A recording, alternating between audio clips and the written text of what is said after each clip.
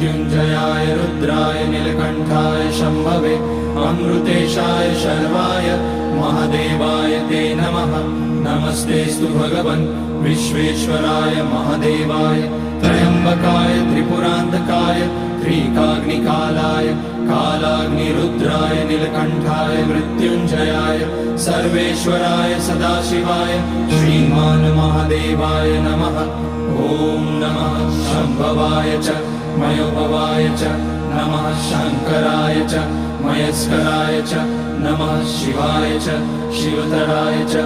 ॐ त्र्यम्बकं यजामहे सुगन्धिं पुष्टिवर्धनम् उर्वारुकमिव बन्धनान् मृत्योर्मुक्ष्यमामृतात्। नागेन्द्रहाराय त्रिलोचनाय भस्माकराय महेश्वराय नित्याय शुद्धाय दिगम्बराय तस्मै नकाराय नमः।